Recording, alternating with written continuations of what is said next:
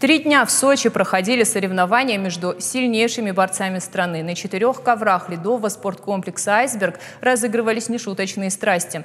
Как выступила осетинская сборная, расскажет мой коллега Батрас Илаев. Он сейчас в Сочи и выходит с нами на прямую связь. Батрас, я знаю, ты с хорошими новостями.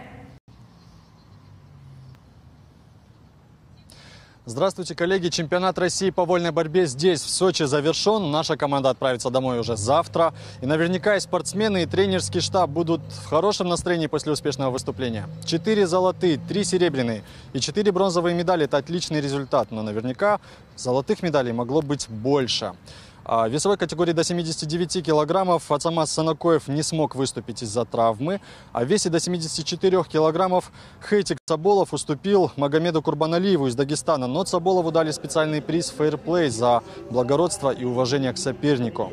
Особо стоит отметить Давида Баева. Его финальная схватка против Розамбека Жамалова стала, на наш взгляд, лучшей на чемпионате. Сразу после победы он смог дать интервью нашей съемочной группе.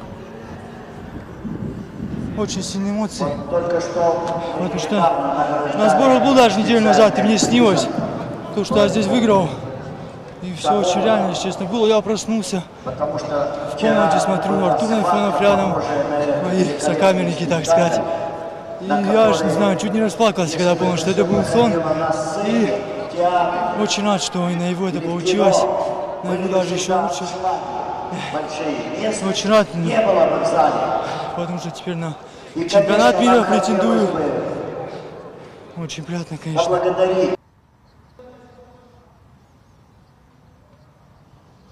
Также в числе победителей оказались Владислав Бойцаев, Артур Найфонов и Алан Хугаев. Вот что касается Хугаева, стоит отметить, что его на протяжении длительного времени беспокоила травма, но к началу чемпионата он смог восстановиться и успешно выступить, набрав оптимальную форму.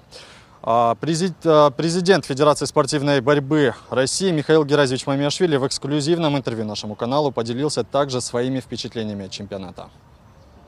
То, что мы ожидали, спасибо огромное персонально, хотел бы сказать, всем организаторам, ну и, конечно, энтузиазму и практической помощи первого вице-президента Арсена Фадзаева. То, что он осуществил вот эту нашу давнюю мечту на этих олимпийских объектах, вот эти заполненные трибуны, и самое главное, наши ожидания не подтвердились.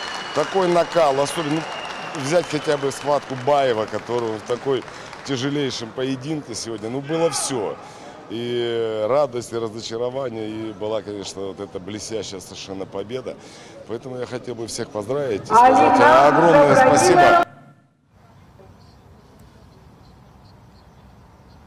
Друзья, напомню еще раз имена победителей и призеров чемпионата. Найфонов, Баев, Хугаев и Бойцаев – золотые медалисты. Серебро у Санакоева, Цаболова и Владислава Валиева. А вот Валиев, Чермен, Хубеш, Тыцакулов и Георгий Гогаев – бронзовые призеры турнира. Поздравляем всех любителей вольной борьбы и ждем от наших спортсменов успешного выступления на предстоящих турнирах, на которых, видимо, уже и будет сформирован окончательный состав сборной России для участия на предстоящих чемпионате мира и впоследствии уже Олимпийских играх. Что ж, стоит, наверное, еще добавить, что на нашем канале в ближайшие дни выйдет расширенный материал о выступлении осетинских спортсменов. Коллеги, вам слово. Спасибо, Батрас. Не подвели наши ребята. Огромное им за это спасибо. А тебя благодарим за оперативную информацию. Ну и ждем тебя дома.